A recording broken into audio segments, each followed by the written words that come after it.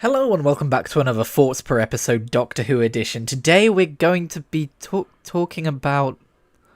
Sorry, I thought I saw something behind you?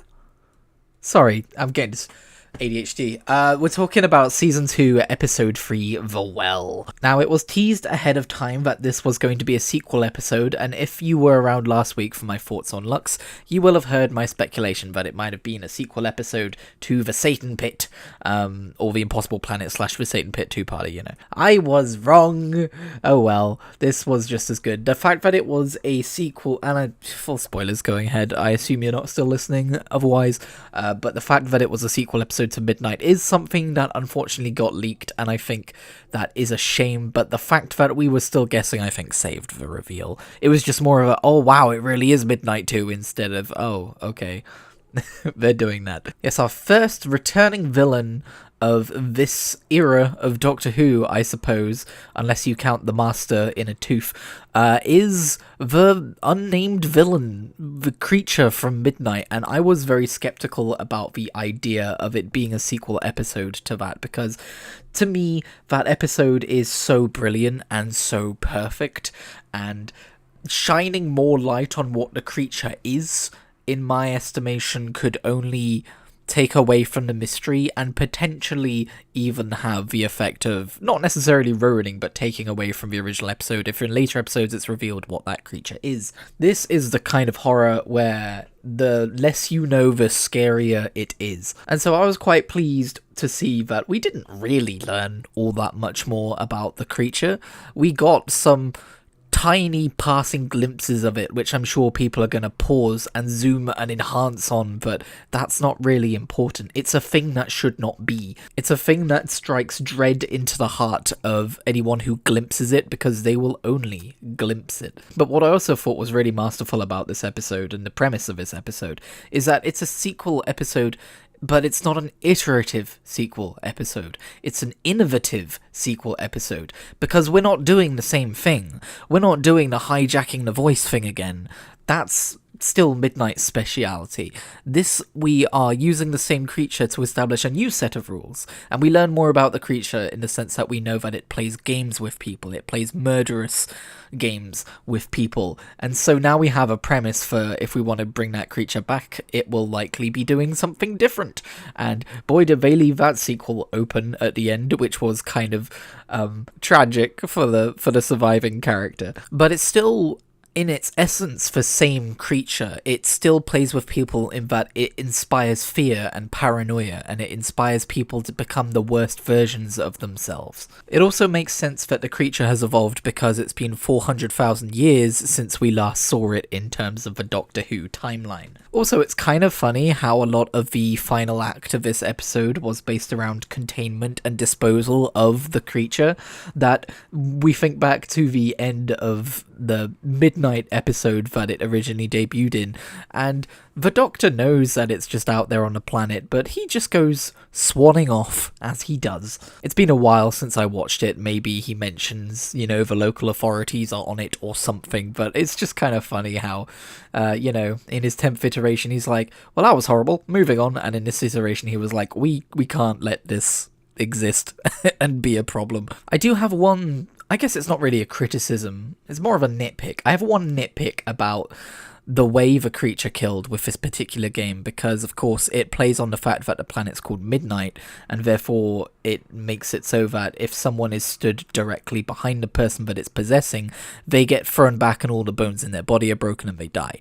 My issue with that is, visually, it's pretty goofy. It's not the most visually terrifying death out there, and maybe it doesn't need to be. Maybe not everything needs to be amped up to 11. I get it. But as far as the horror of witnessing someone dies goes, watching them get flung across the room by some invisible force to hit a wall and slump down dead isn't the scariest. It does work for that scene when chaos is building and everyone's arguing and that girl is turning around and a bunch of people are dying.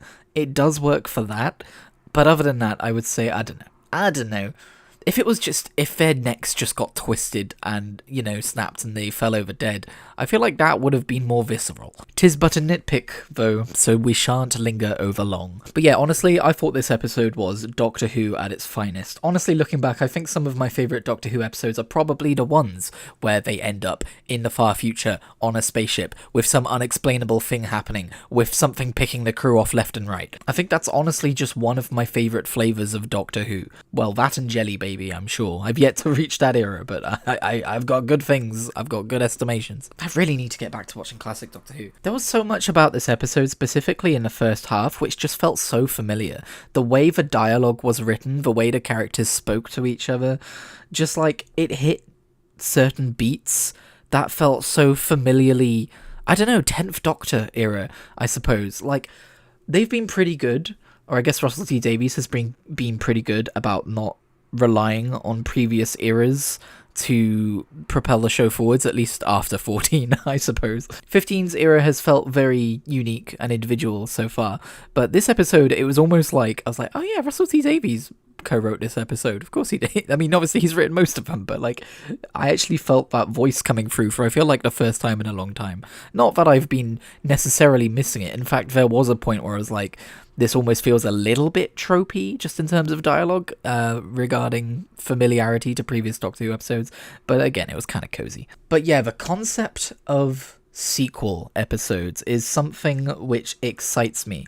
And I guess you could say, like, I mean, we've done this before with returning villains and stuff, and previous episodes being mentioned, but this episode was billed as a sequel episode, which just feels a little bit different. And I guess it's because it does maybe not directly follow on from the events of Midnight, but it's not just a returning villain, it's a returning circumstance, it's a returning place, a returning setting, a returning set of rules, and I really like that. I would like more sequel episodes, please. If we could have, like, one sequel episode a season, that would tickle me. That would tickle me right well. And I suppose I could foresee a time in, like, 4 or 5 seasons when they've relied too much on making sequels to Midnight or whatever, and maybe I'm like, please stop with the sequel episodes. But as long as they keep it diverse, as long as they pick different episodes to make sequels of, I think it could be a really strong way of calling back to earlier eras in the series and kind of, what am I doing with my hand gestures right now? You can't see this, but I've got my pinky finger curled around my fourth finger. Okay, I just think it would be neat. I just think it makes the show feel more connected, and this isn't a show that needs to be super interconnected. It is by its very nature an ever-evolving, ever-changing show, but I think there is so much to be explored in taking a new Doctor to an old location, situation, villain, and re-exploring it for a fresh set of eyes, for a fresh, time in the show's life, for a fresh perspective of us, the viewers, watching it in a different year of our lives, and just making the Whoniverse feel like one big, cohesive, connected universe with events that have consequences further down the line. I've talked about this before, but I think that is something Doctor Who can lack, sadly. Monster of the Week is good, but in my opinion, it's best when it, the Mrs. Flood stuff, right? That's what's titillating us. That's what's keeping us hooked, because it's a through line, and Doctor Who does the through lines really well. And I would, I would like to order an extra portion of through line, please. I'm down for a bit more on my plate. Or again, not necessarily through line specifically, but yeah, you know what I'm talking about. I've already made my point. It was interesting, by the way, speaking of through lines, when Mrs. Flood popped up and had that cheeky little... She's very cheeky, isn't she? I saw someone... Sorry, did I mention the ADHD? I saw someone in the shops today,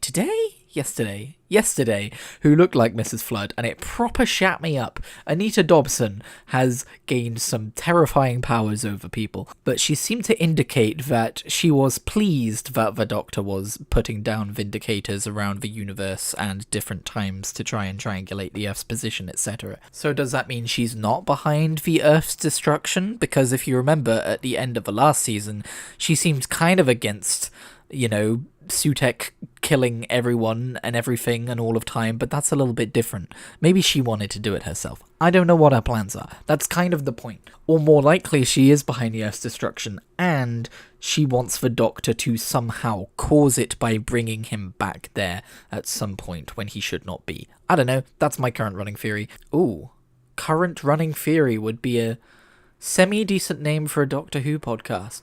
I'll trademark that. I've put my copyright on it. Is that how that works? I just have to say the words out loud? That can't be how that works, surely. Anyway, so far we are 3 for 3 on good Doctor Who episodes. I think this has been my favourite of the season so far. I would give this episode a 9 out of 10. Maybe a 10 out of 10. We'll go with 9 out of 10. I have concerns about next week's episode, though. I mean, Ruby's coming back, and I'll be excited, but it has Absorbaloff energy, it has Slevene energy, it has Torchwood Season 1-2 energy. It seems a little goofy and a little wacky, and there's nothing inherently wrong with that, but the preview just seemed, alright, I'm not sure this next week's episode is going to be good. I'm not going in with very high expectations. But it'd be neat if by the end of it we had Ruby travelling in the TARDIS again with Doctor and Belinda. That could be a fun setup. Anyway, that's it from me. More than enough waffling. I'll let you be on your way. But just watch out, alright? Because I thought I saw something behind you earlier and it kind of freaked me out. I don't know, it's probably nothing. I'm just being superstitious, but just keep an eye out, okay? Alright, cool. Catch you in the next one.